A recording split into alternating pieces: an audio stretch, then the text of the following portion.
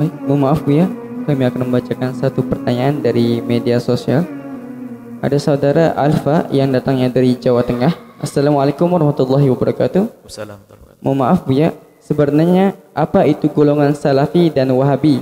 Apakah golongan tersebut adalah di luar Ahlus Sunnah? Bagaimana dengan tokoh yang berpendapat orang tua Nabi di neraka, atau yang tidak mau menyebut Sayyidina Muhammad, atau yang mengharamkan ziarah kubur? Apakah mereka termasuk golongan di luar Ahlus Sunnah wal Jamaah yang harus dihindari? Terima kasih Buya. Wassalamualaikum warahmatullahi wabarakatuh. Kita mulai dari bawah, ziarah kubur. Yang melarang ziarah kubur keluar dari akidah yang benar. Siapa yang melarang ziarah kubur? Gak ada yang melarang ziarah kubur. Disepakati oleh ulama dan juhala juga. Orang alim dan orang bodoh sepakat ziarah kubur boleh. Kuntu nahaitu kan ziaratu bil ala fazuruha. Aku melarang kalian untuk ziarah kubur, sekarang ziarahlah. Bahkan Nabi mengingatkan, ziarah kubur fa innaha tudzakirukumul akhirata. Ziarah kubur itu mengingatkan akhirat. Enggak ada orang yang melarang ziarah kubur. Kalau ada orang melarang ziarah kubur pasti sakit dia. Siapapun, enggak ada madhab yang berbeda dalam hal ini. Adanya madhab wallahu alam itu. Enggak ada. Siapa melarang ziarah kubur? Enggak ada orang ziarah kubur. Kemudian setelah ziarah kubur apa tadi? Menyebut Sayyidina, enggak. Tidak menyebut Sayyidina bukan keluar dari iman. Itu adalah masalah batin masing-masing kok. Semua nabi, Allah kalau menyebut nabi-nabi itu langsung dengan namanya. Tapi hanya Rasulullah saja tidak pernah disebut langsung namanya. Sesaat disebut Rasul, sesaat disebut ayuhan Nabi, sesaat tidak langsung disebut ya Muhammad. Kalau Nabi yang ya Adam uskun anta wa zawjuka, ya Adam, ya Isa, ya nabi-nabi langsung namanya. Tapi Rasulullah tidak pernah disebut oleh Allah langsung dengan namanya. Tapi Nabi pasti disebut dengan gelar-gelar keistimewaannya. Maka dari sinilah para ulama pun meniru. Allah saja tidak pernah menyebut Nabi langsung dengan namanya. Maka para ulama-ulama yang sambung hatinya dengan Rasulullah tidak rela kalau nyebut nama Nabi Muhammad seperti nyebut namanya Muhammad tetangganya yang jualan itu atau yang pedagang itu. Nggak berani. Enak Muhammad siapa? Muhammad Al-Fatih anak saya itu Muhammad. Tapi Rasulullah nggak mungkin nurani batin, pasti ada gelar Nabi atau Sayyidina. Kalau mengatakan Sayyidina bukan suatu yang larang. Siapa mengatakan Sayyidina larang? Nabi sendiri menyebut dirinya beliau sebagai Sayyid, bahkan beliau mengatakan anna sayyidu waladi Adam wala fakhr, anna sayyidun nasi wala fakhr, anna sayyidul mu'minina wala fakhr, anna sayyidu waladi Adnan wala fakhr. Sayyid. Berkali-kali Nabi menyebut dirinya adalah Sayyid. Sayyidu waladi Adam, aku adalah sayyidnya anak Adam. Yang tidak menjadikan Nabi Muhammad Sayyid itu bukan anak Adam. Cuman di saat orang tidak menyebut Nabi Muhammad dengan Sayyidina, tidak keluar dari iman dan bukan maksiat, hanya masalah adab saja. Ya mungkin kalau orang kenal Nabi tidak tega gitu saja. Bagaimana kalau ada menyebut Nabi Muhammad dengan langsung nama Nabi Muhammad? Ya suka urusan dia, itu kan urusan akhlak dia dengan Rasulullah. Nggak keluar dari iman. Bisa masuk surga? Ya bisa saja. Jadi urusan adab itu, urusan tata krama, masalah Sayyidina itu. Nabi menyebut Sayyid, diri beliau adalah Sayyid. Hadis sahih tadi kita sebutkan. Setelahnya Pak, orang tua Nabi di neraka. Kok usil banget kamu ini? Kok usil banget urusan Nabi Muhammad SAW di neraka dan sebagainya? Apakah kamu ini masalah apa? Kok tega sekali ngurusi bapak ibu Nabi Muhammad di neraka? Apakah memang ada hadis Nabi, hadis sahih tentang seorang laki-laki yang bertanya kepada Rasulullah, bagaimana tentang bapakku? Nabi menjawab, bapakmu dan bapakku di neraka. Itu hadis namanya khabar ahad. Hadis ini adalah sahih, akan tapi biarpun itu hadis sahih yang tidak mutawatir, kalau bertentangan dengan sesuatu yang mutawatir dan lebih kuat, maka itu dipinggirkan.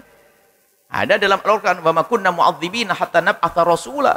Sungguh kami tidak akan menyiksa siapapun sampai datang utusan. Jadi sebelum Nabi Muhammad diutus, itu masa fatrah. Di situ orangnya selamat. Tidak mungkin disiksa oleh Allah Subhanahu wa taala. Allah pantang nyiksa hambanya yang belum ada syariat turun. Sama kalau di hutan Kalimantan sana ada sekelompok kaum yang tidak pernah dengar Islam, lalu dia nyembah berhala, nggak akan disiksa oleh Allah. Nyembah berhala di tengah hutan Kalimantan sana. Nggak pernah dengar radio, nggak pernah punya HP, tidak pernah kenal syariat Islam, tidak sampai kepadanya dakwah, maka tidak mungkin disiksa oleh Allah Subhanahu wa taala. Maka masa fatrah, masa antara Sayyidina Isa alaihissalam, dan memang belum ada nabi yang diutus untuk orang Arab. Artinya nabi-nabi yang lain bukan untuk orang Arab. Dan Allah tidak akan menyiksa siapapun yang hidup tanpa utusan. Dan ayahanda Nabi wafat sebelum Nabi diutus, sebelum Nabi terlahir. Ibu dan Nabi wafat waktu Nabi masih kecil, belum diutus sebagai utusan Allah Subhanahu wa taala. Wa ma kunna mu'adzibina hatta nab'atha rasula. Sungguh kami tidak akan menghukum siapapun sampai aku mengirim utusan. Ada dakwah nyampe kepada beliau. Jadi ini aneh. Jangan sampailah kita itu kalau ada orang bahas masalah itu aneh. Membahasnya dengan mengatakan Bapak Ibu Nabi Muhammad adalah kafir, masuk neraka, bersandarkan satu hadis. Jadi orang itu, para ulama, kalau membaca hadis itu tidak hanya hadis itu dibanding dengan hadis yang lainnya. Ingat, tidak semua hadis. Bahkan dikatakan, belum dikatakan seorang alim kalau belum bisa meninggalkan hadis sahih. Loh, kok gitu? Sebab tidak semua hadis sahih dipakai. Ada hadis yang dihapus. Jadi nanti ada ta'arud, ada ta'adul adillah, ta'arudul adillah. Jika ada dalil bertentangan dengan dalil, Al-Quran mustahil bertentangan, hadis mustahil bertentangan. Kalau ada bertentangan nanti ada namanya mutlak muqayyad, ada khos sama takhsis, khos sama am, takhsis. Yang mutlak, yang am ditahsis, masalah am dengan khusus. Ada nanti kalau sudah benturan nggak bisa, ada namanya nasih mansuh. Jadi ini dibuang, tidak dipakai, ini pakai. Kalau bertanya, atau masalah kuat dengan lemahnya, yang kuat ditinggalkan, diambil yang lemah. Biarpun yang paling lebih kuat diambil, yang lebih lemah ditinggalkan. Biarpun ini sahih. Misalnya hadis tentang Bapak Ibu Nabi Muhammad adalah di neraka adalah hadis sahih, tapi bertentangan dengan Al-Quran yang sudah sangat jelas, maka ditinggalkan hadis sahih. Maka wa ma kunna mu'adzibina, Allah tidak akan menyiksa Bapak Ibu Nabi. Itu bahasanya. Wa ma kunna mu'adzibina, sungguh kami tidak akan menyiksa, termasuk ayah ibunda Nabi SAW, sampai datang utusan, dan Nabi waktu itu belum diutus. Memang ada orang usil. Kok teganya membahas Bapak Ibu Nabi SAW? Bagaimana? Bagaimana Rasulullah ngajari adab? Abu Jahal itu ahli neraka. Abu Jahal itu ahli neraka memerangi Rasulullah. Anaknya mukmin beriman namanya Ikrimah. Waktu Sayyidina Muhammad waktu bicarakan, ada sahabat Nabi yang bicarakan tentang Abu Jahal, Ikrimah datang, Rasul mengatakan, "Kufuana Abi Jahlin takrimatan li Ikrimata." Diam, jangan kau sebut-sebut Abu Jahal, menjaga hatinya Ikrimah. Nah sekarang Bapak Ibu Nabi disebut-sebut. Mana hati nuraninya itu? Abu Jahal saja nggak boleh kita sebut-sebut di depan Ikrimah. Padahal Abu Jahal jelas ahli neraka. Sementara bagaimana Bapak Ibu dan Nabi Shallallahu Alaihi Wasallam? Ini urusan nurani dan batin. Bagaimana sambung hatinya dengan Rasulullah Shallallahu Alaihi Wasallam? Ada masalah salafi wahabi, kami tidak terlalu penting dengan istilah-istilah itu. Ada akidah yang harus kita patuhi adalah akidah ahli sunnati wal jamaatil asy'ariyati atau maturidiyati. Itu akidah yang selama ini di penjuru dunia. Dan jangan diingkari masalah Asy'ariyah, sekaligus Sufiyah itu. Kalau orang mengingkari Asy'ariyah itu karena kesombongannya. Ulama dunia, ulama hadis. Kecuali sekarang ada orang model-model orang akhir zaman membuat data-data palsu. Misalnya Ibnu Hajar Al-Asqalani dikatakan dia bukan Asy'ari dan sebagainya, membuat data palsu. Sanad ilmunya orang akhir zaman ini semua nyambung. Mesti kalau tidak melewati Asy'ari, Maturidi dan Sufi. Nggak mungkin tidak. Tanyakan orang yang anti Asy'ariyah, kita ini Asy'ari. Kalau kita paham, kita adalah paham akidah adalah Abul Hasan Al-Asy'ari. Ahli sunnah wal jamaah, pengikut Abul Hasan Al-Asy'ari. Dan Abul Hasan Al-Asy'ari bukan mendatangkan sesuatu yang baru, tapi beliau memilah. Karena bersama berkembangnya zaman, pertemuan antara negara dengan negara, ini pertukaran budaya dan sebagainya, ini akan bercampur juga agama-agama, sehingga masuk ke dalam Islam ini macam-macam, dari falsafah dan sebagainya. Maka Abul Hasan Asy'ari memangkas, sehingga sesuatu yang asli ada benalunya, dipangkas benalunya, balik lagi asli. Itulah akidah ahli sunnati wal jamaatil asy'ariyati. Kemudian cirinya diantaranya adalah membahas tentang sifat 20, Allah wujud dan kalau Anda masih menghafal ini, Anda selamat Asy'ari. Kalau sudah Anda mulai berani, nggak benar itu sifat 20, siapa yang bagi-bagi itu? Wah, ini sudah awas, hati-hati itu. Nah, terlepas dari namanya apa saja, Namanya biarpun namanya ahli hadis, katanya ahli sunnah, katanya ahli apa lagi. Maka kami tidak peduli tentang nama-nama itu.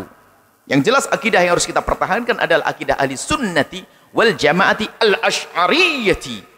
Dan ini Abul Hasan al-Asy'ari juga lagi ada pemalsu data tentang Abul Hasan, membuat cerita tentang Abul Hasan al-Asy'ari. Ceritanya cerita lucu. Abul Hasan al-Asy'ari adalah keluar dari manhaj kita sekarang ini. Yang lebih tahu adalah muridnya. Orang akhir zaman sok lebih tahu tentang Abul Hasan al-Asy'ari. Aneh benar. Begitulah ahli fitnah membuat kerusakan di muka bumi ini. Jadi tidak peduli apakah gelugeran namanya Wahabi, Salafi, Hadithi, Athari, semuanya. Kami tidak peduli tentang istilah. Tapi kita kembali kepada esensi makna. Akidah yang benar adalah akidah Islam ahli sunnati wal jamaati al-asy'ariyati. Sudah akrab dengan Anda dari dulu. Ciri ahli sunnah yang sangat kental pada Anda adalah yang sangat jelas pada Anda waktu Anda kecil suruh mengatakan Allah, Abu Bakar, sahabat Nabi, Umar, Uthman, Sayyidina Ali, sanjungan kepada sahabat Nabi, itu ahli sunnah. Kemudian ciri Asy'ari adalah Allah wujud kita bako. Ini ciri. Biarpun pembahasan Asy'ari tidak hanya terbatas di urusan sifat 20. Sifat Allah sangat banyak. Dan sifat 20 adalah sebagian kecil dari sifat Allah dibahas dalam sifat 20 itu. Karena di dalam sifat 20 ini terjadi perdebatan antara kaum Mu'tazilah, kaum Jabariyah dan seterusnya.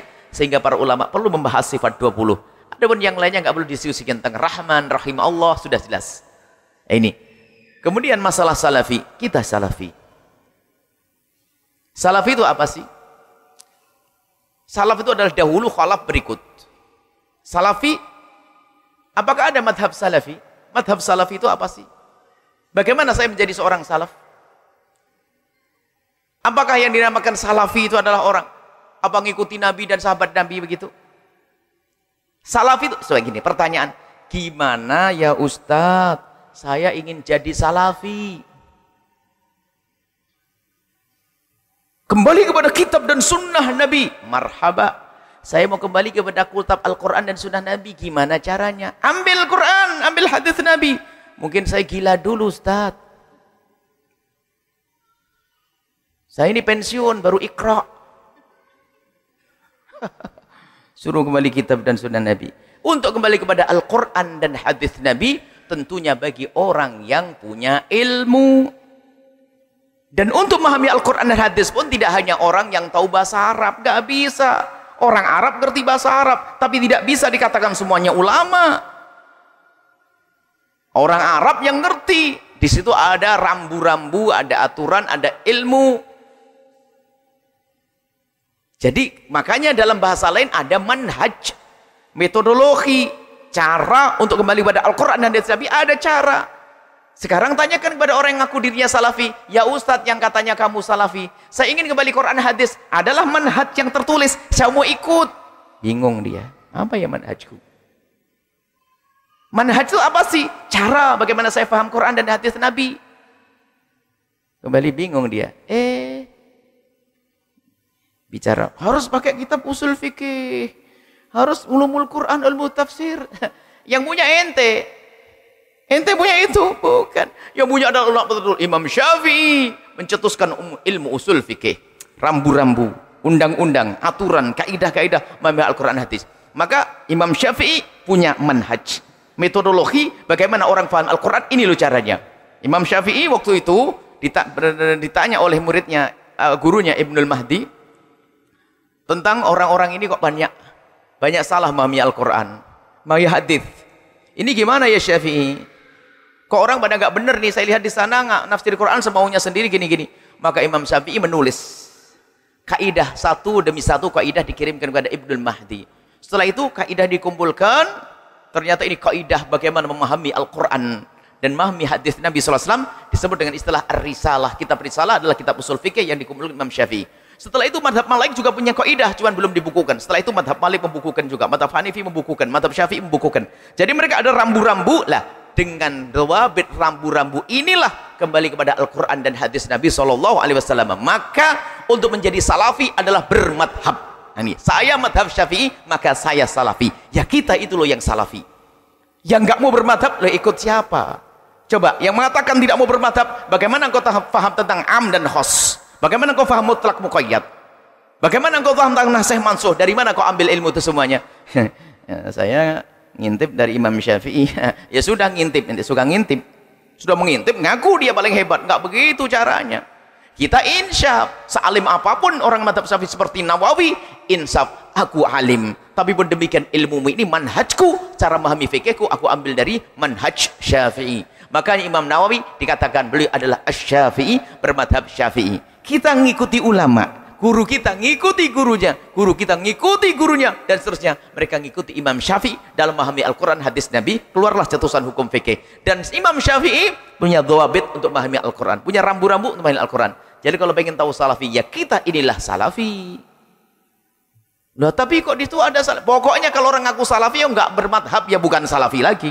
Madhab itu apanya apa? Ngikuti manhaj memahami Al-Quran hadis. Yang enggak pakai madhab Syafi'i, Hambali, Maliki, Hanafi, enggak ada manhaj dong. Terus pakai apa? Dia pakai ilmu hebat, kira-kira saja. Gitu, enggak mungkin. Harus bohong kalau udah ikut Imam Syafi'i. Bohong kalau udah lewat Imam Malik. Kalau kita kan diajari tawadhu, insyaf. Mau kita intisab kepada guru, guruku siapa? Ini ngikut sampai nyambung.